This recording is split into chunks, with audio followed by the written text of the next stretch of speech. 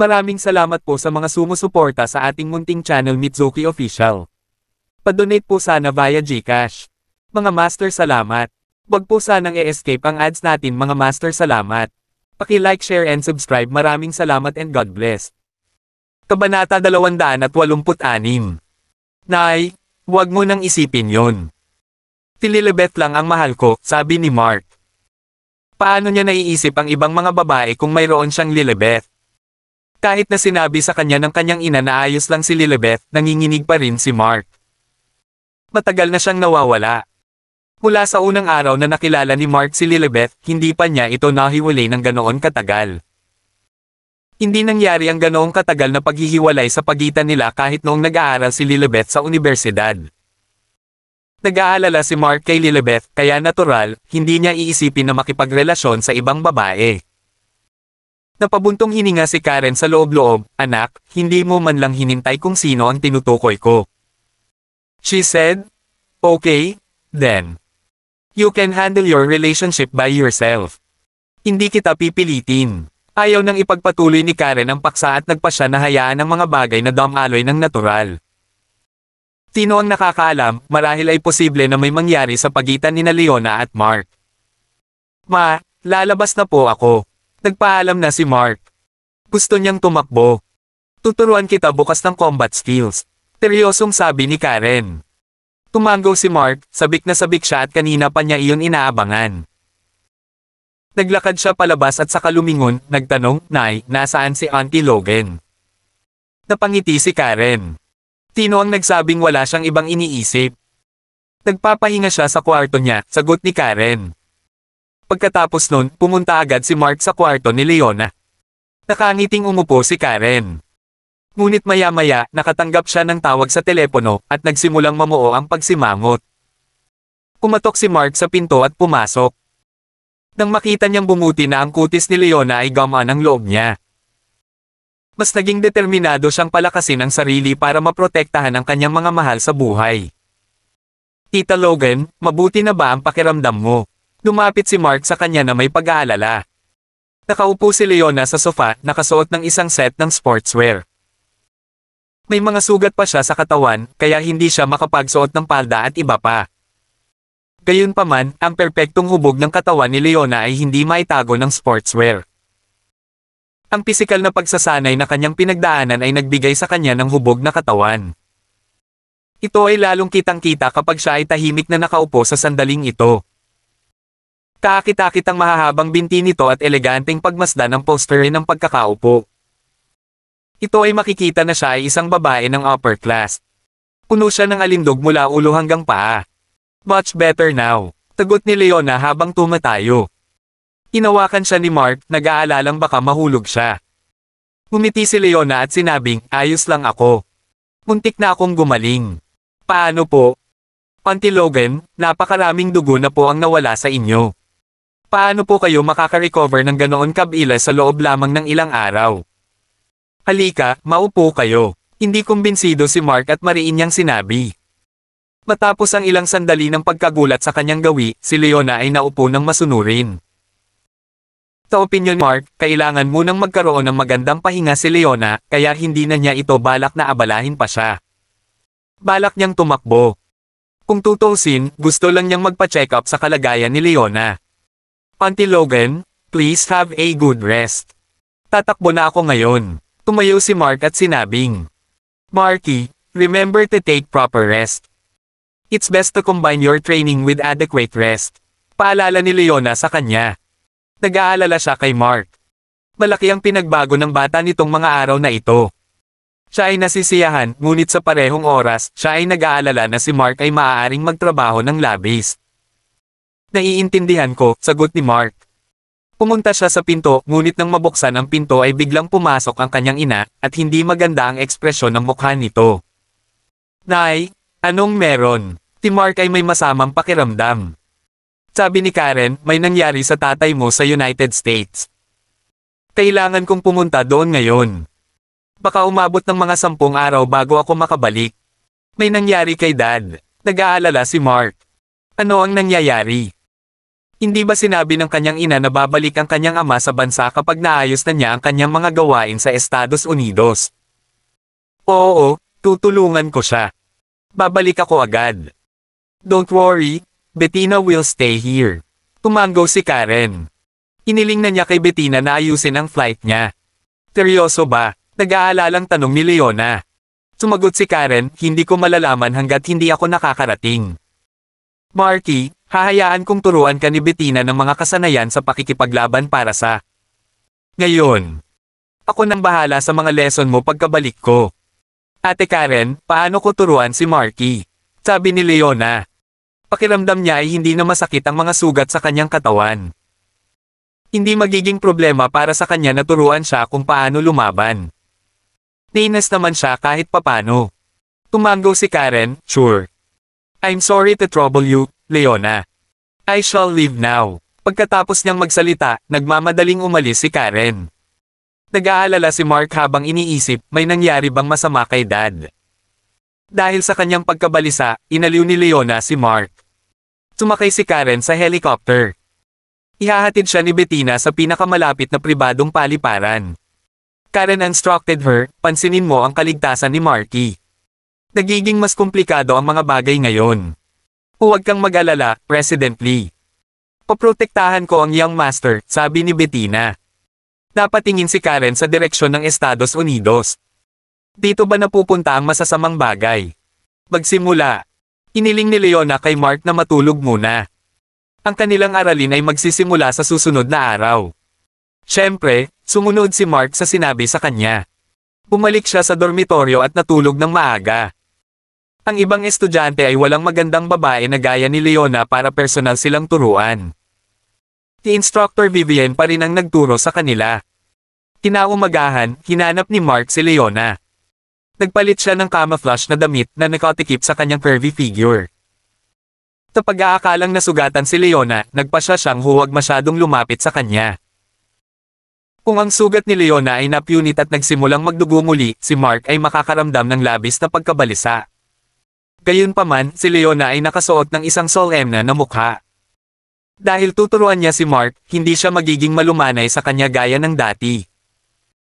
Halika, Marky, halika at atakihin mo ako, sabi ni Leona. Tita Logan, ako, nag-aalala si Mark. Halika dito, makinig ka sa akin, hindi mo ako masasaktan. Napangiti si Leona. Tumanggo si Mark. Dahil sinabi iyon ni Leona, hindi na kailangang mag-alala pa si Mark tungkol dito. Tumugod siya at inatake si Leona. Gayunpaman, itinaas ni Leona ang kanyang mahabang binti na may ngiti at sinipa. Natakot si Mark. Ang bilis niyang iyon ay parang hindi siya nasaktan ng husto.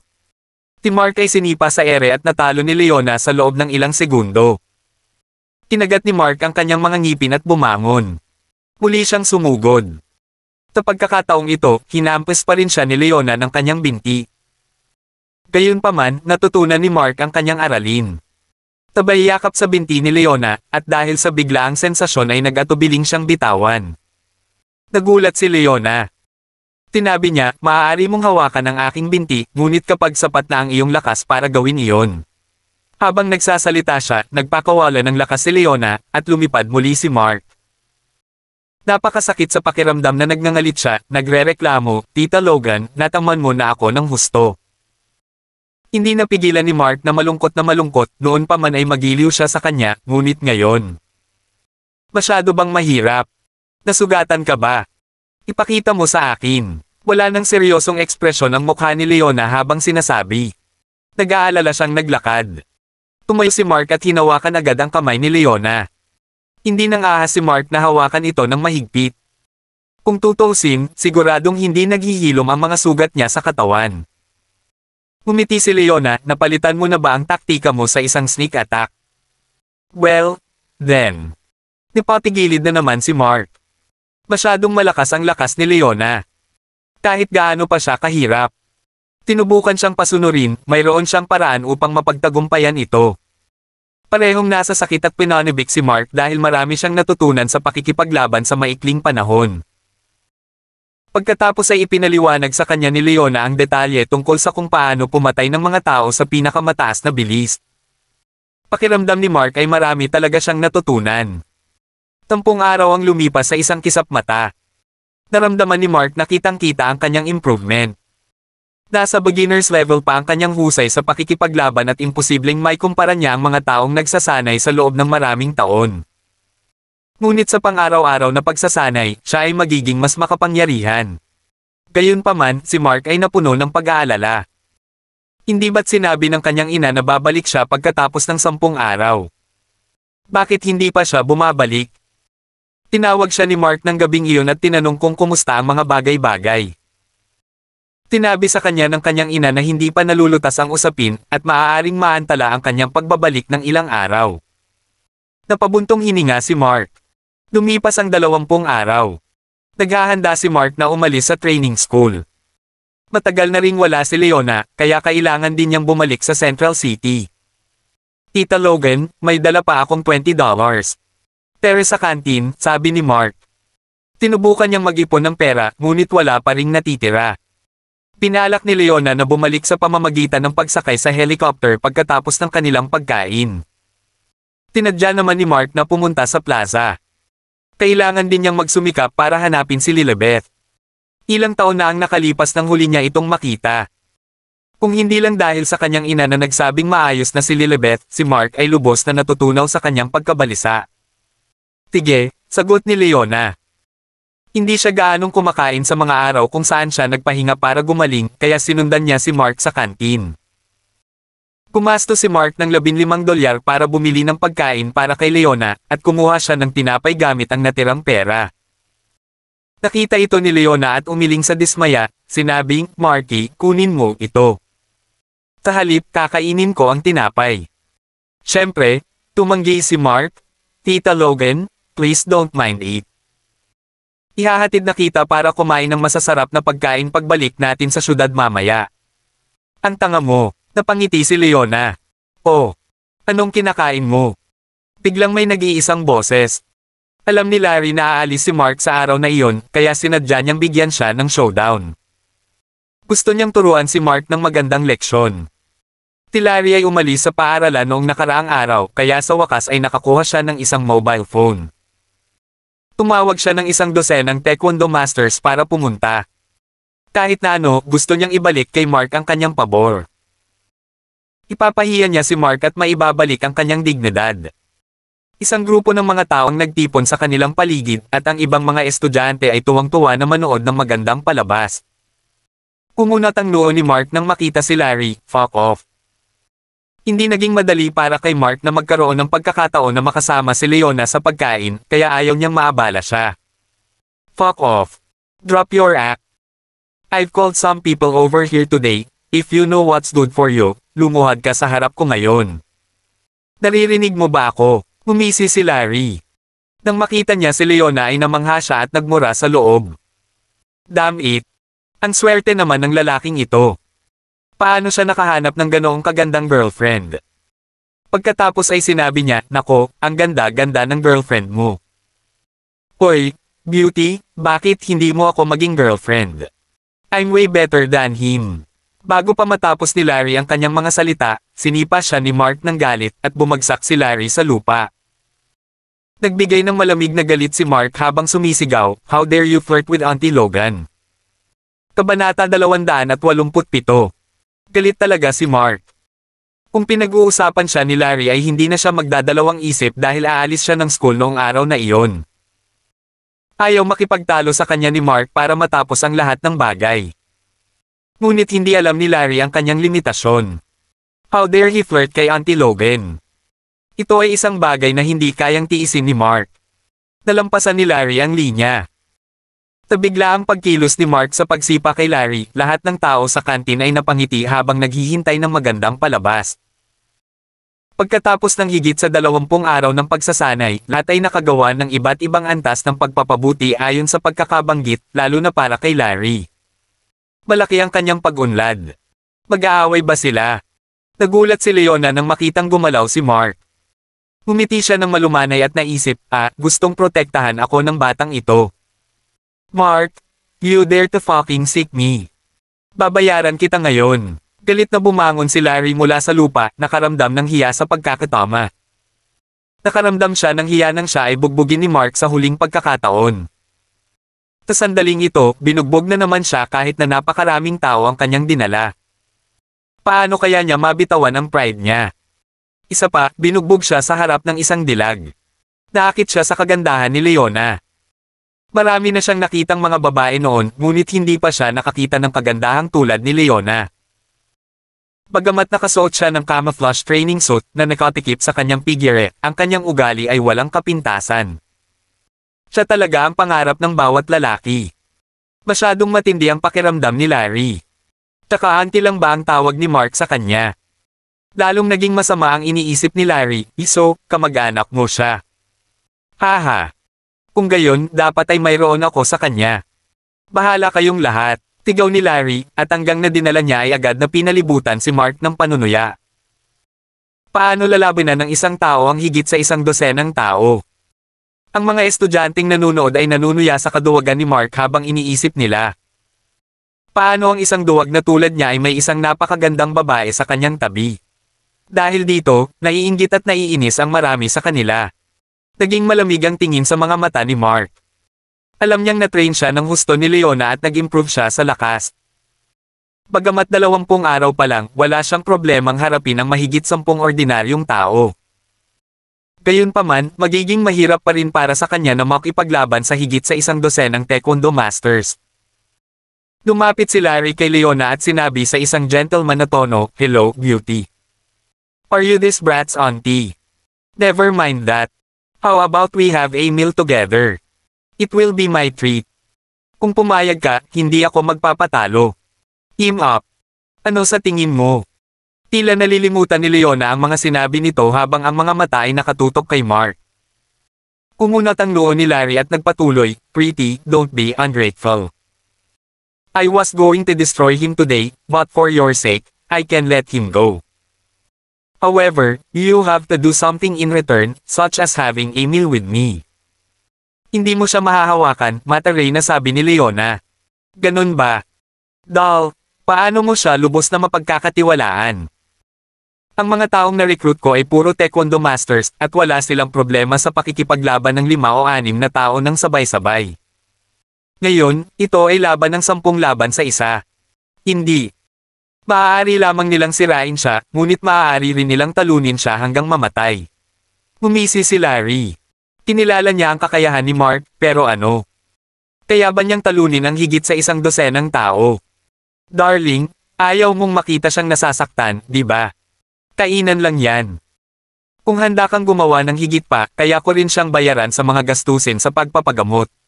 Napangisi si Larry. Tinusubukan niyang ipakita ang kanyang kayamanan. Halata naman ang intensyon niya, gusto lang niyang magbayad para matulog kasama siya. Ang kalidad ni Leona ay tiyak na mas katangi tangi kaysa sa nangungunang escort sa gitna. Aabutin siya ng hindi bababa sa daan-daang libong dolyar o kahit 1 milyon para magpalipis ng isang gabi sa kanya. Gayunpaman, handa siyang magbayad. Kung tutuusin, bihira lang makakita ng ganitong kagandahan. Paano kung kailangan niyang gumastos ng pera para matulog sa kanya? Lumingon si Leona at tinapunan ng masamang tingin si Larry, "I despise you." Haha, umagalpak ng tawa si Larry. Hindi mahalaga na hinamak siya nito. Sabi niya, "Pretty, you sure are forthright. It doesn't matter if you hate me. However, you don't hate money, di ba? Haha, ikaw. Peray." Biglang may sumigaw mula sa karamihan at pinutol si Larry. Kumunat ang noo ni Larry, ibinaling ang ulo at tumingin. Galit na galit siya sa isang iglap. Ito ay dahil kinuha ni Mark ang isang upuan at binasag ito sa isa sa kanyang mga tauhan. Mabangis niyang inatake ang lalaking may upuan at bumulwak ang maraming dugo mula sa kanyang sugat. Hindi nagtagal, ang iba pang kumukubkob kay Mark ay natakot sa kanyang pagkilos at umatras. Napakadugong eksena. Brutal, sobrang brutal. What the HL are you doing? Tumigil ka nga, bugbugin mo siya hanggang mamatay. May sumigaw. Hindi nakaharap ni Mark ang gang. Nang sumugod sila ngayon, pinili niyang talunin ang isang tao lamang. Alam niyang hindi siya kapantay ng napakaraming tao. Isa lang sa kanila ang kaya niyang talunin. Kung nagawa niyang masaktan ng husto ang isang tao, ang mga taong ito ay apres sa takot kapag nakita nila ang pagdanak ng dugo. Tama si Mark. Slam! Ipinagpatuloy ni Mark ang paghampas ng upuan ng buong lakas at tumalsik ang dugo. Ang ilang mga tao ay natakot at naghiyawan sa takot. Walang nangahas na lumapit sa kanya. Tumabi lang sila at pinagmamasdan ang paghampas ni Mark sa lalaki gamit ang upuan at dumarami ang dugong na bahira ng lupa. Galit na galit si Larry. Umungol siya, "Stop! Hindi mo ba alam na pinapatay mo siya?" Sabi ko, "Stop now." Ouch! Tumingin sa kanya si Mark gamit ang isang pares ng walang pakialam na mga mata at ibinato sa kanya ang upo ang may bahid ng dugo. Walang choice si Larry kundi umiwas. Gayunpaman, mabilis siyang pinaulanan ni Mark ng sipa. Si Larry ay hindi nakatakas sa oras at siya ay sinipa. Napahawak siya sa tiyan sa sakit at bumagsak sa lupa. Umawak si Mark ng upuan at sinimulan itong ihampas kay Larry.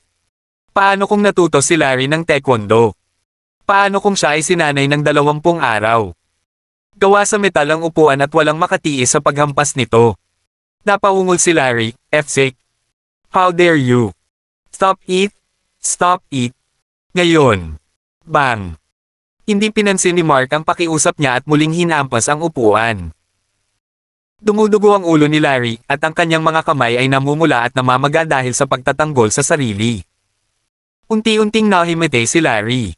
Tumutulo ang dugo mula sa kanyang bibig. Napatulala ang lahat sa madugong eksena. Tinong mag-aakala na magiging napaka-brutal ni Mark. Tinalo niya ang mga tao gamit ang isang metal na upuan at ito ay hindi isang bagay na maaaring tiisin ng isa. "How dare you beat young Master Dakota? Tapos ka na, tapos ka na."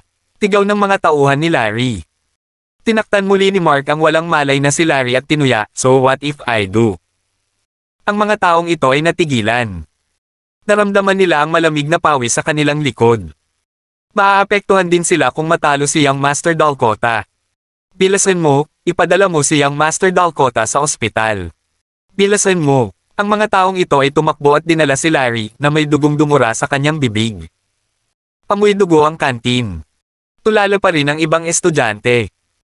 Pagkatapos, inilapag ni Mark ang upuan. Sabi niya, "Tita Logan, balik na tayo." Si Mark ay aalis muna. Pero sinong mag-aakala na ganoon pala kalakas ang loob ni Larry? Gusto niya ng challenge pero hindi magpapatalo si Mark sa kanya ngayon. Sige. Ngumiti ng malumanay si Leona. Tama ang paraan ni Mark sa paghawak ng mga bagay. Kung tutuusin, si Mark ay hindi pa kasing karanasan ni Leona. Sa makatuwid, maaari lamang niyang kontrolin ang sitwasyon ng walang awa. Matagal nang naghihintay si Bettina sa helicopter. Walang may impake si Mark dahil tinulungan na siya ni Bettina sa pag-iimpake. Lumabas siya ng kantin kasama si Leona at agad na sumakay sa helicopter. Masiglang umikot ang rotor ng helicopter na nagpadala ng alon ng panginginig sa kantin at naging dahilan ng paglabas ng mga estudyante dito. Umihip ang hangin nang lumakas ang helicopter. Ang mga tao ay nabigla. Nakita na nila ang helicopter nang dumating sila dito sa unang araw. Kanina, curious sila kung sino ang helicopter, at ngayon. Taduwag kaya itong helicopter? Imposible yan. Bulalas ng isa sa kanila. Sabi ng isa, sino pa kung hindi sa kanya? Ang helicopter na ito ay nagkakahalaga ng halos 40 o 50 milyong dolyar. Oh my God, sobrang mahal. Pawang mga mayayamang tao na may mga ari-arian ng pamilya na nagkakahalaga ng daan-daang milyong dolyar. Gayunpaman, wala sa kanila ang may kakayahang gumastos ng daan-daang milyong dolyar ng labis para lamang sa isang helicopter. Napakayaman niya, pero bakit tinapay lang ang kinakain niya? Tanong ng isang estudyante. Tagot ng kaibigan niya, "Well, ang mga young masters ng malalaking pamilya ay kadalasang ganoon." Tsai, akala namin mahirap siya, pero hindi siya nagsalita para itama kami. It turned out that we are actually not qualified to get his. Tugon. Napabuntong hininga ang iba habang ang iba naman ay naiinggit. Gayunpaman, marami pa ang natakot. May kakayahan si Mark na magmay-ari ng isang helicopter, hindi nakakagulat na naglakas loob siyang talunin si Young Master Dakota. Nagpapahinga si Vivian, ang trainer, sa dormitoryo. Nang marinig niya ang mga ingay, tumingin siya sa labas ng bintana at nakita niya si Mark na nakaupo sa loob ng helicopter. Natigilan siya sandali at napaisip, ganun ba siya kay Aman? Lumapag ang helicopter sa bubong ng hotel. Bumaba sina Mark, Leona, at Bettina mula sa helicopter. Kakakuha lang ni Mark ng kanyang cellphone. Napakaraming missed calls, karamihan ay galing kay Lilibeth. Natuwa si Mark at ibinalik ang mga tawag para lang malaman na naka-off ang telepono ni Lilibeth. Nadismaya si Mark. Nakaramdam siya ng panlulumo. Hindi makausap si Lilibeth. Bumaba si Bettina para kumuha ng maghahanda ng pagkain. Wala sa mood kumain si Mark, pero dahil nandoon si Auntie Logan, kailangan niya itong samahan. Pagkatapos kumain, tinanong ni Mark si Auntie Logan kung kailan siya babalik. Sa katunayan, ayaw magtanong ni Mark tungkol dito dahil nag-aatubili siyang makipaghiwalay sa kanya. Pero dahil matagal na silang nasa labas, kinailangan pang bumalik ni Leona dahil may sarili rin siyang negosyong dapat harapin. Bakit gusto mo akong umalis? Umiti si Leona at nang-aasar. Umiling si Mark, hindi naman, Auntie Logan. Kung pwede lang manatili ka sa tabi ko habang buhay. Naisip ni Mark na si Leona ay isang mahusay na manlalaban. Kung mananatili siya sa paligid, maaari niyang turuan siya kung paano lumaban. Kabanata 288. Umiti si Leona, payag ka bang manatili ako sa tabi mo? Oo naman. Nang makita ni Mark ang ekspresyon ni Leona, mas gumaan ang pakiramdam niya sa ngiti nito. Ang uri na maaaring magpataas ng mood kagad. Sa panahong ito, nag-aalala si Mark sa pagkawala ni Lilibeth at palaging nasa masamang mood. Si Leona ang nakasama niya sa lahat ng oras na ito. May isang gabi kung saan tuluyan na siyang nawala, at naroon si Leona para aliwin siya sa buong gabi. Sa kalaunan ay gumaan ang pakiramdam niya, at nakatulog siya sa kondongan niya. Gayunpaman, nadama ni Mark na siya ay masyadong makasarili. Ang tahanan ni Leona ay nasa Central City, kung hihilingin niyang manatili siya, hindi ba ito katumbas ng paghiling sa kanya na lumipat? Hayaan mo akong mag-isip tungkol dito. Sabi ni Leona habang nananatili ang kanyang maamong ngiti. There's no need to stay, Auntie Logan. Kapag na-miss kita, pupunta ako sa Central City para hanapin ka, sabi ni Mark. Bakit? Tanong niya. Paliwanag ni Mark, Auntie Logan, alam ko na willing kang manatili, pero nasa Central City ang bahay mo. Paano kita mahihiling na manatili dito? Napangiti si Leona, ayos lang. Pwede na akong lumipat ng bahay. Siya ay nanatili sa Central City ng napakatagal. Naisip niya na maaari na siyang umalis at pumunta sa ibang lugar. Halimbawa, hindi masamang ideya na lumipat sa lugar ni Mark. Sa oras na iyon, maaari silang lumabas at gumala paminsan-minsan. Sa sinabi nito, ibig sabihin ba ay pumayag si Leona? Nagulat si Mark, ngunit nanindigan siya, Tita Logan, napaka-selfish ko para itanong ito sa iyo. Hindi, Marky. Isa ka lang inosenteng bata.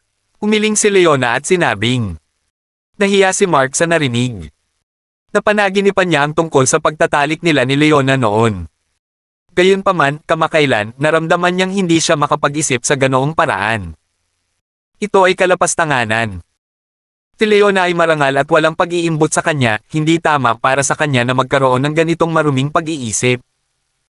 Auntie Logan, sa tingin ko ay mas mabuting ako na lang ang pumunta at hanapin ka sa Central City. Seryoso lalo si Mark nang sabihin niya iyon. Humiti si Leona, fine, I'll listen to you.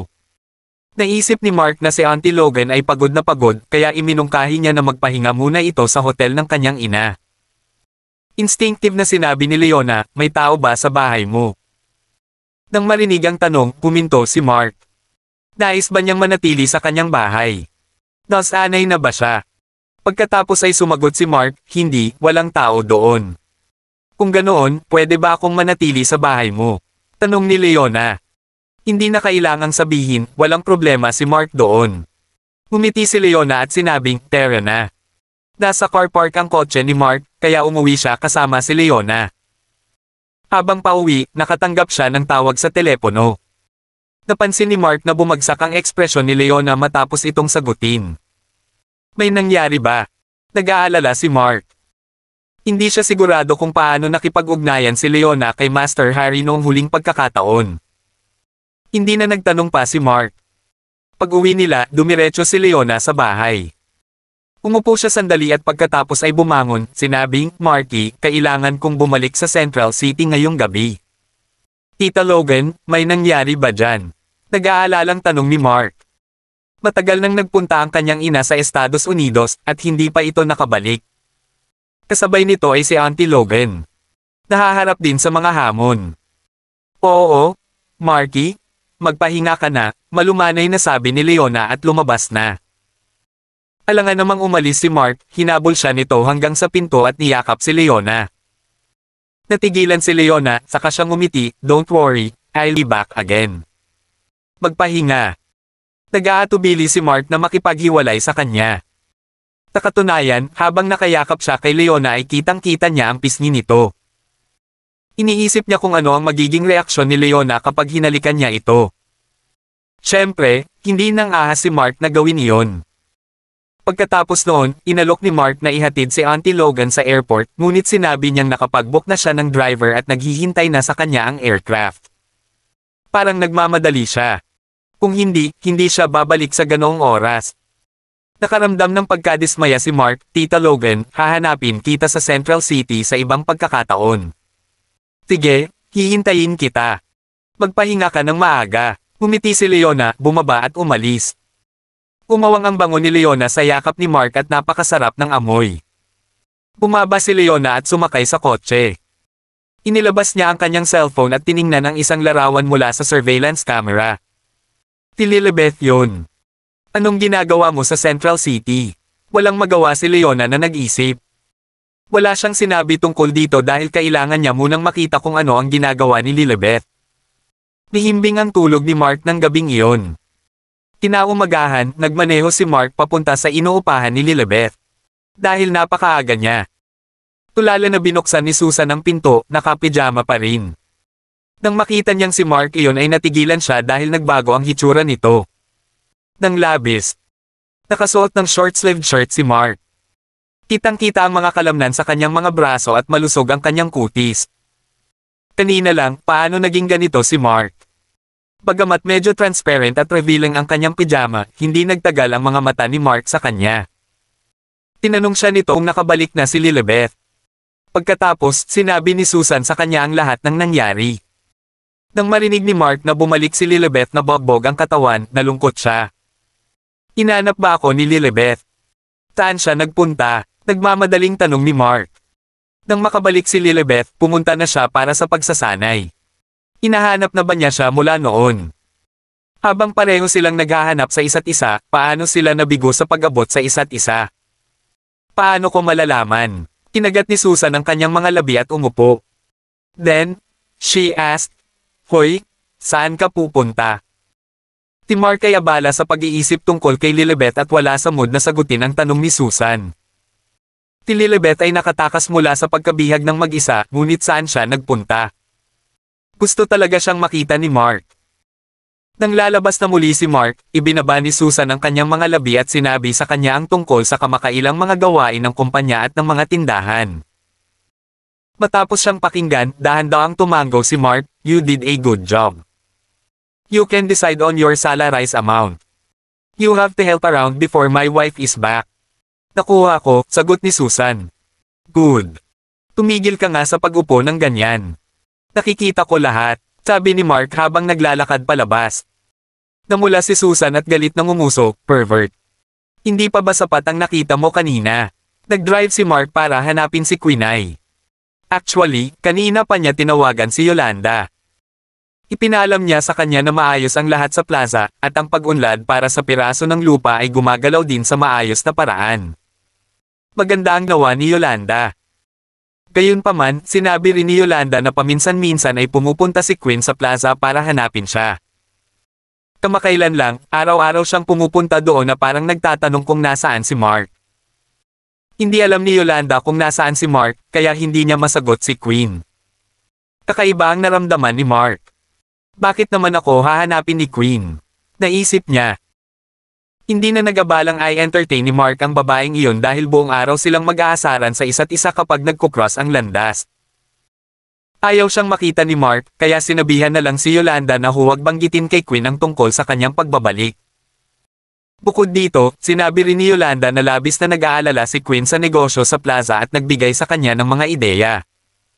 Ano ang sinusubukan niyang gawin? Habang iniisip iyon, dumating si Mark sa bahay ni Quinay.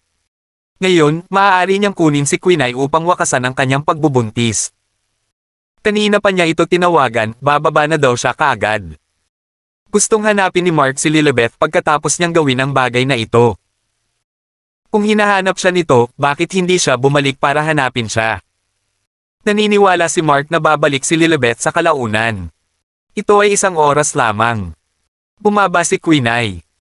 Hindi makita ni Mark ang anumang pagbabago sa kanyang tiyan, ngunit ito na ang tamang oras para gawin niya ang pamamaraan. Pagkatapos ng lahat, kailangan niyang magpagaling ng ilang araw dahil magsisimula na ang klase. Pumasok na si Quinay sa sasakyan. Nang magmaneho na si Mark, bumulong si Quinay, "Mark, ako na mismo ang gumawa." Nagulat si Mark. Siya mismo ang gumawa nito. Kailan niya ginawa ito?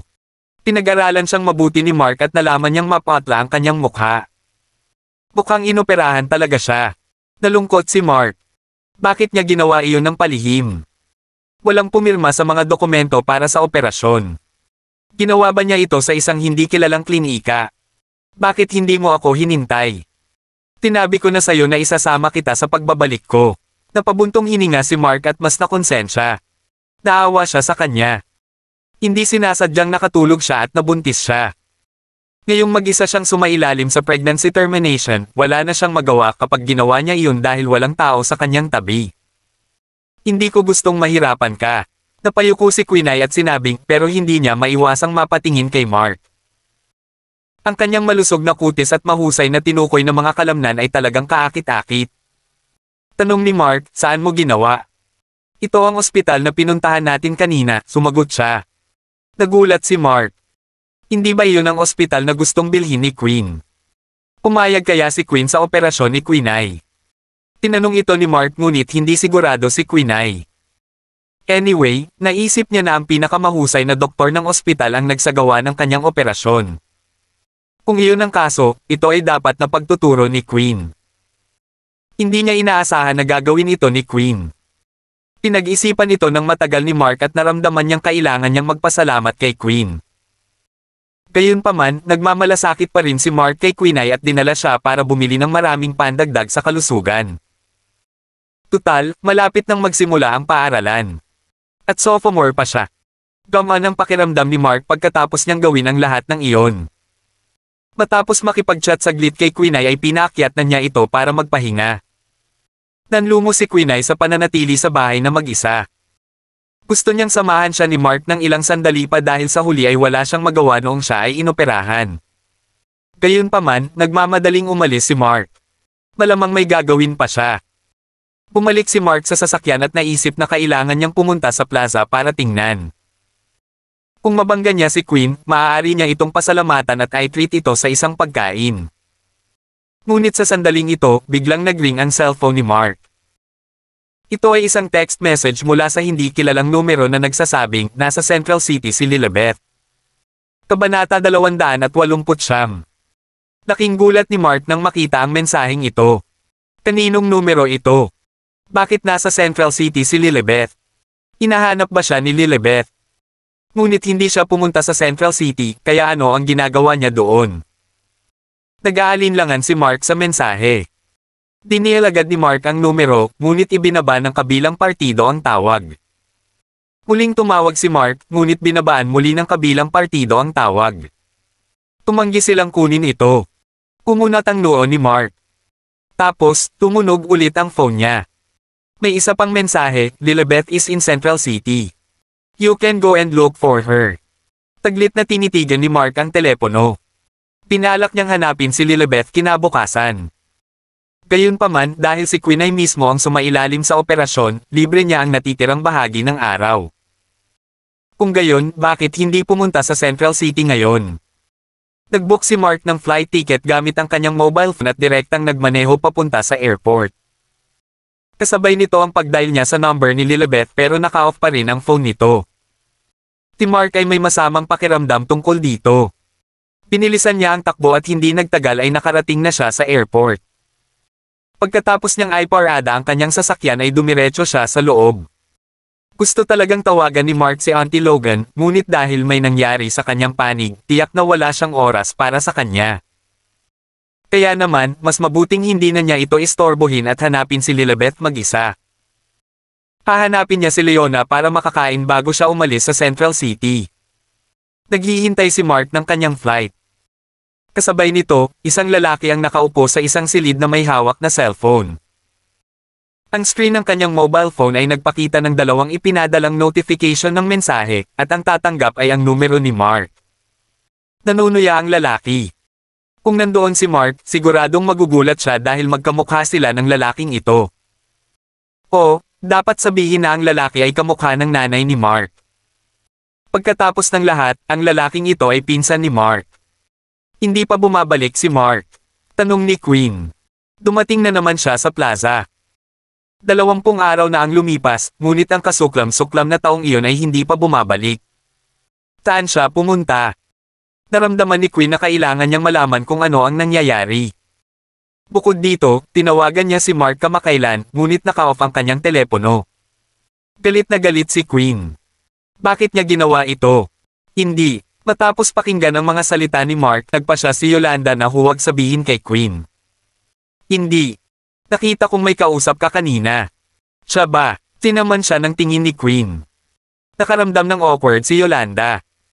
At her silence, Queen snorted, "So, it really was him. Where is he?" Hindi ko alam, sagot ni Yolanda. Ilang araw na siyang wala sa plaza. He is sure is carefree. Sabi ni Queen at tumalikod na para maglakad palabas. Nang makarating siya sa pintuan, lumingon siya at sinabing, sabihin mo sa kanya na ang kanyang pag-uugali ay napakadiri.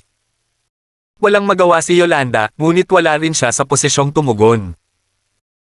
Naglakad-lakad si Queen sa plaza at nakita niya si Melde na nagre-renovate ng shop niya. Napatingin tuloy si Melde sa direksyon ng opisina ni Yolanda, tila may gustong makita. Nagsalubong ang kilay ni Queen sa nakita. Bumaba siya at sumakay sa kotse.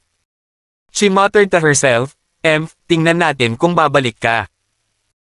Mahigit 20 days ka nang absent, do you ever wish to quit your business at the plaza? Gayunpaman, lumipas ang 1 oras, pagkatapos ay 2 oras.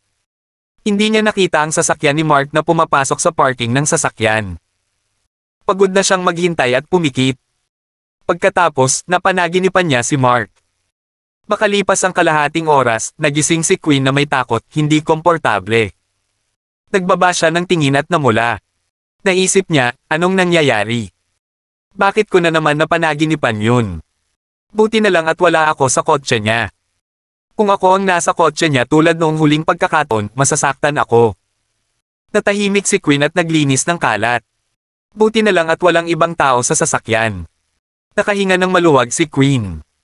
Nakakainis, kailan ka pupunta? Paano mo mapapamahalaan ang lugar kung tamad kang tao? Walang sabi-sabi si Queen habang nakatitig sa entrance ng car park. Huli ang flight ni Mark, at dumating siya sa kanyang destinasyon bandang 8 o 9 ng gabi.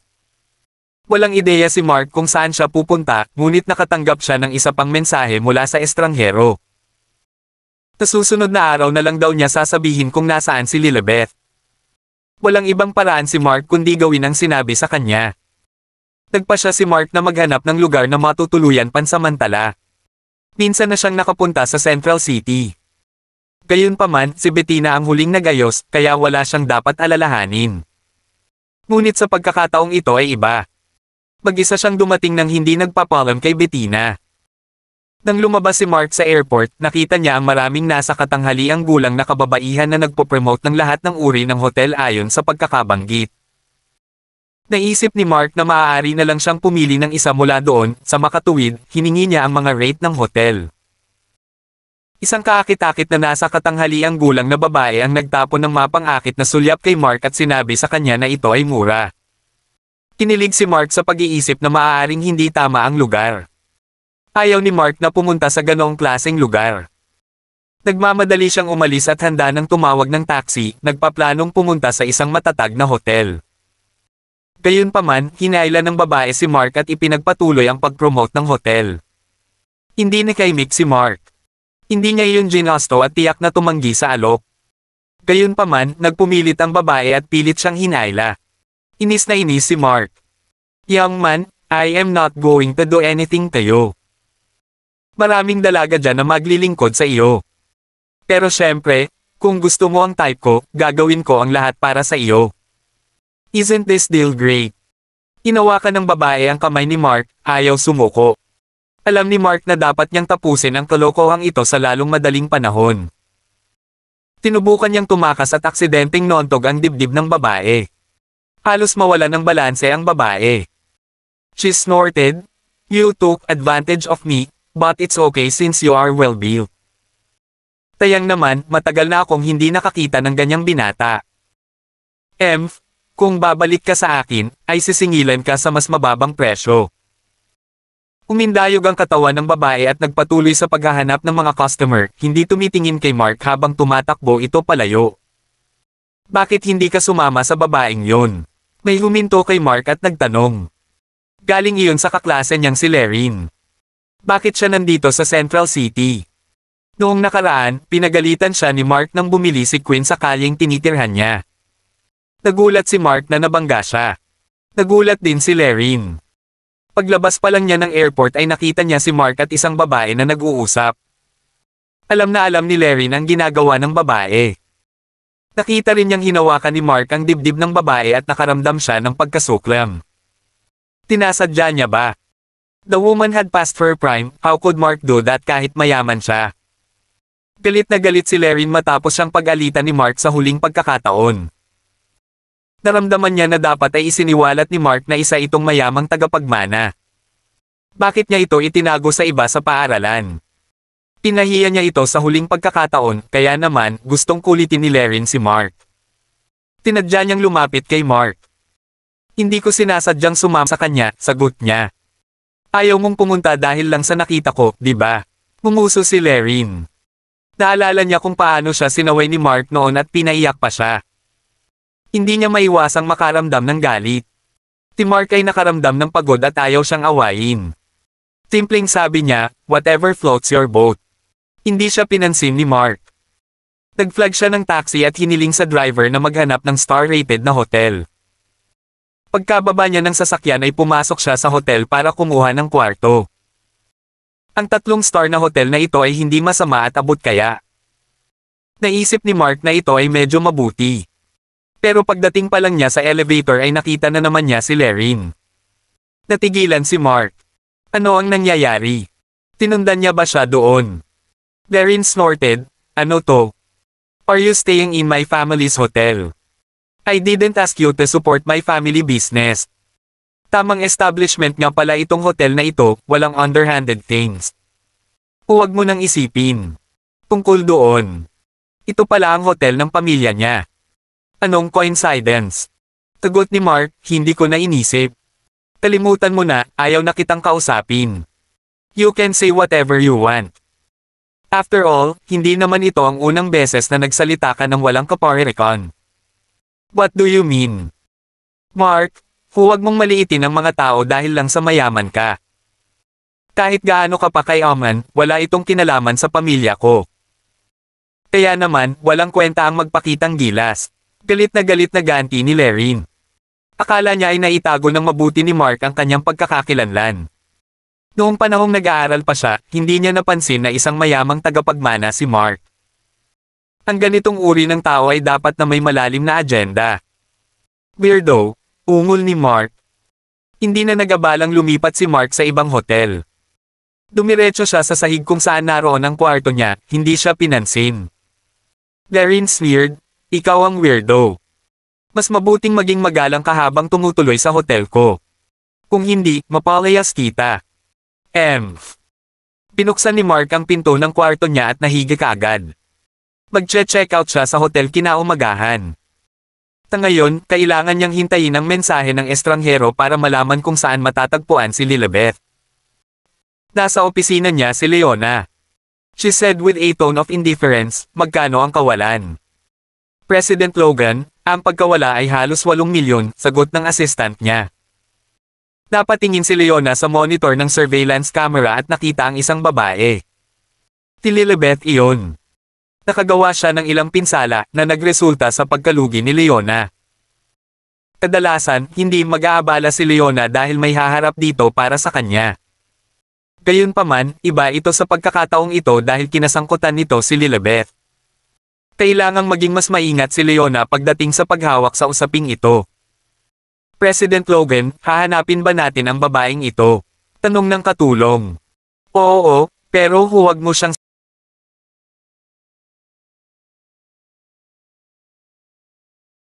Oo, pero huwag mo siyang sasaktan. Siguraduhin mong hindi siya masasaktan. Tumango si Leona. Si Lilibeth ay isang taong pinanghahawakan ni Mark sa kanyang puso. Naramdaman ni Leona na malulungkot si Marky kung nasaktan si Lilibeth kahit kaunti. Kabanata 200 at 70. Roger yan. Nakahanda na agad ang katulong na kumilos. Nagpakita nga si Lilibeth ngunit hindi maipaliwanag ang kanyang hitsura at mahusay niyang itinago ang sarili.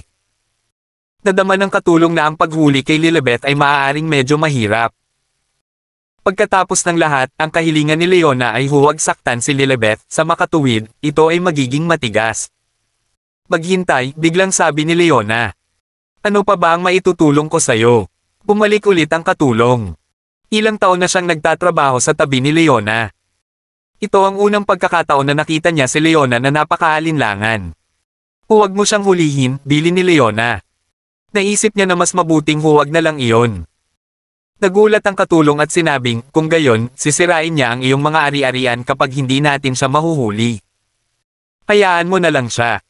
Hanapin mo siya at bantayan siya. Napalitan ng pag-iisip ang magagandang mata ni Leona habang nagsasalita. Okay. Can I ask you a question? Sabi ng katulong. Tumango si Leona, go ahead. Tanong ng katulong, kilala mo ang babaeng ito, hindi ba? Oo, girlfriend siya ng pamangkin ko. Bahagyang ngumiti si Leona at umupo. Tanong ulit ng assistant ni Leona, pamangkin mo. Oo, Marky ang tawag ko sa kanya. He is innocent and adorable. Madalas niya akong isama sa labas para magsaya, maglibot-libot sa mga magagandang lugar at kumain ng masasarap na pagkain. Sabi ni Leona sa kanya na may ngiti sa labi. Natigilan ang katulong. Maraming lugar ang napuntahan ni Leona at kumain ng maraming masasarap na pagkain, ngunit paano siya magiging masaya? Dahil lang sa ginawa ng kanyang pamangkin ang mga ordinaryong bagay na ito. Hindi naintindihan ng katulong. Matagal na siyang nasa tabi ni Leona. Karaniwang tahimik si Leona. Mapapangiti siya, ngunit hindi pa siya nagsusuot ng kahit isa na napakasaya gaya ngayon. Pakiramdam ng katulong ay siguradong masayang-masaya si Leona dahil matagal na siyang wala hanggang sa medyo nagbago pa siya. Kung gayon, maaari mong imbitahan ang iyong pamangkin dito sa Central City, nagmungkahi ng ideya ang katulong. Kung tutuusin, masasabi niyang totoong masaya si Leona at malamang na gusto niya ang pamangkin na ito. That can't be done. He has his own business to handle. He is incredibly motivated and is usually very busy. How can I let him come here without any reason? Umiling si Leona at sinabing. Ayaw niyang istorbohin si Mark. Sa pinakakaunti, kailangan niyang malaman kung ano ang nangyari kay Lilibeth bago niya hinanap si Mark o hilingin itong lumapit. Mas mabuting huwag muna siyang abalahin pansamantala. Sandali itong pinag-isipan ni Leona. Naisip niya na kung malulutas niya ang kaso ni Lilibeth, maaari niyang ibalik siya at bigyan ng surpresa si Mark, siguro. Matutuwa si Mark. Bahagyang napangiti si Leona habang iniisip ito. Nagulat ang katulong. Ano ang iniisip ni Leona? Kailangang may naisip na masaya si Leona dahil natural at maganda ang kanyang ngiti. Gayunpaman, hindi tinig ng katulong ang kanyang tanong. Naunawaan ng katulong at sinabing, sige, gagawin ko ngayon ang sinabi mo. Sige lang. Pinalis siya ni Leona. Lumabas ang katulong ngunit biglang huminto sa pintuan at nagsalita, President Logan, tungkol kay Master Harry. Nagutos si Leona na subaybayan ang mga galaw ni Master Harry. Halos isang buwan na nilang sinusunod ang mga tagubilin niya, ngunit hindi na sila binigyan ni Leona ng susunod na utos.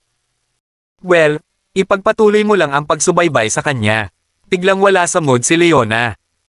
Hindi niya alam kung bakit, ngunit gusto niya ng kapayapaan. Yes, President Logan.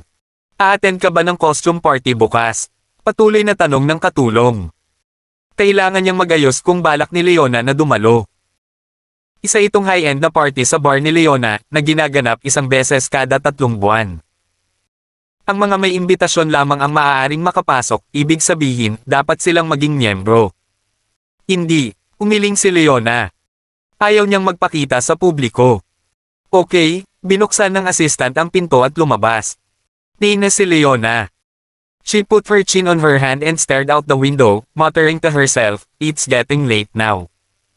I wonder if Marky is sleeping. He said that he will come to Central City to find me. Kailan siya darating? 19 years old si Marky this year, 19 years old. Bakit 19 years old lang siya?" Hinawakan ni Leona ang kanyang baba at ibinulong ang naliligaw niyang mga iniisip. Mahimbing ang tulog ni Mark kagabi. Medyo maganda ang quality ng hotel ni Lerin, walang istorbo sa gabi. Tumayo si Mark, gumawa ng 200 push-up sa lupa, pagkatapos ay naligo. Pagkatapos noon, hinintay niya ang tawag ng estranghero. Naramdaman ni Mark na may mali. Iniisip niya kung dapat ba niyang tawagan si Leona dahil nakarating na siya sa Central City. Nag-alinlangan si Mark. Kalimutan mo na, naisip niya. Hindi siya dapat abalahin. Pagkatapos, naghintay si Mark hanggang tanghali, ngunit wala pang balita. Nagpasya siyang lumabas para mamasyal dahil kailangan din niyang maghanap ng makakain. Pumunta siya sa front desk at pinahaba ang kanyang pamamalagi sa hotel.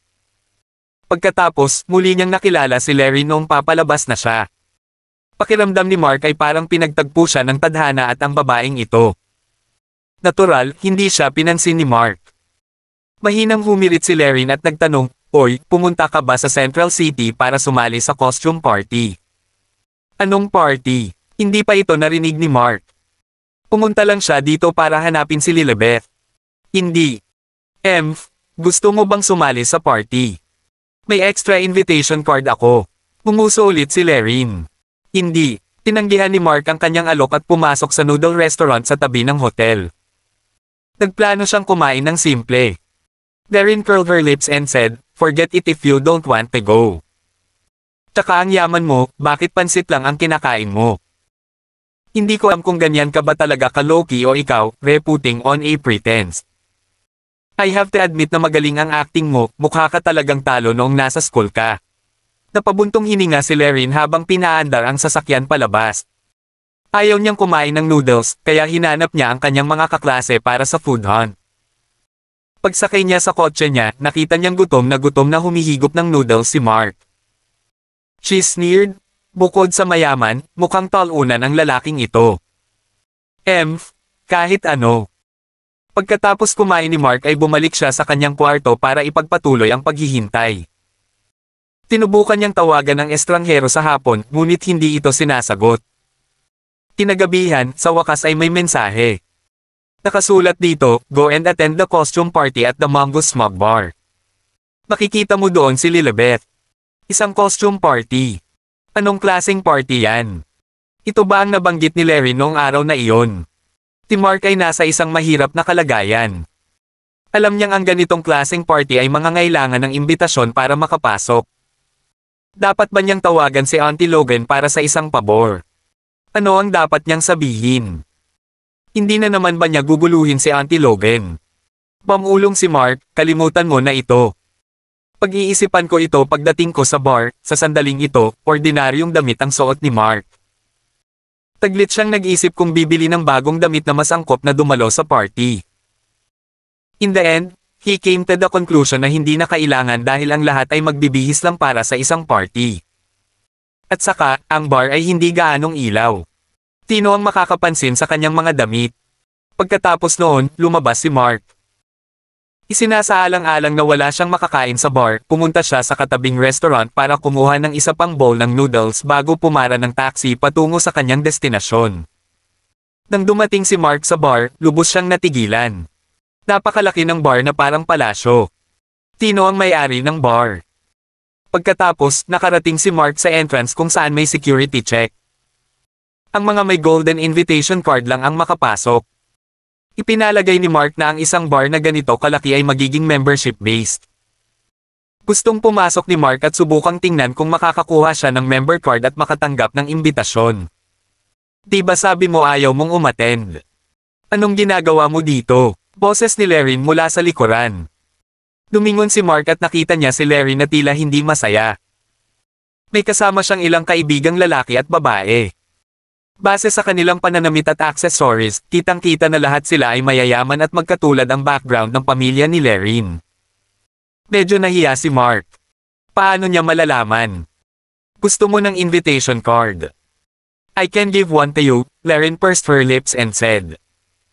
Sino ang taong ito? Tanong ng kaibigan na kasama ni Larry.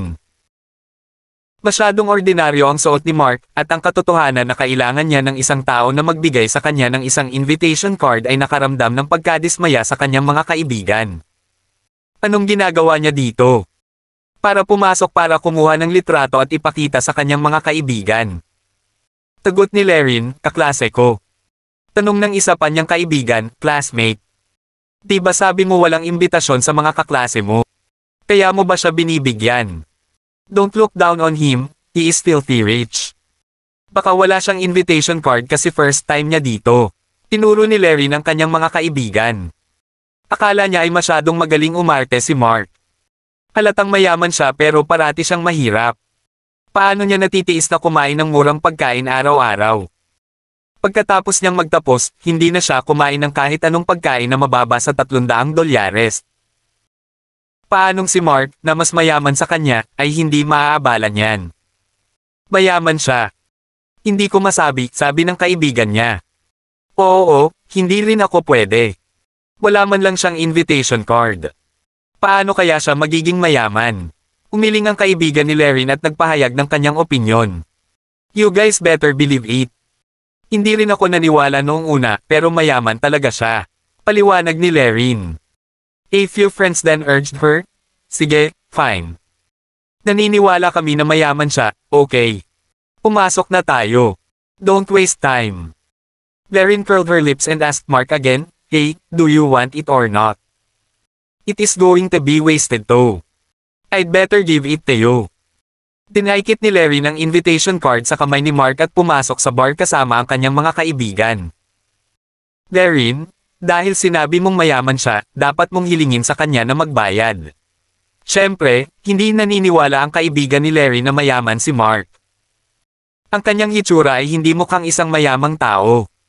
Wala man lang siyang fashion sense at malayo sa pagiging load.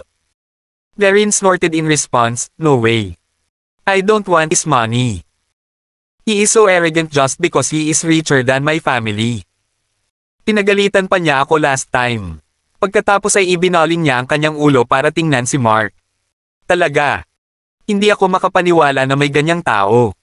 Nakakainis. Huwag mong ibigay sa kanya yung invitation card. How dare he scold you? I'll demand it back for you. Mas mabuting itapon na lang kaysa ibigay. Sa kanya ang invitation card. Malungkot na sabi ng isa sa mga kaibigan ni Larry.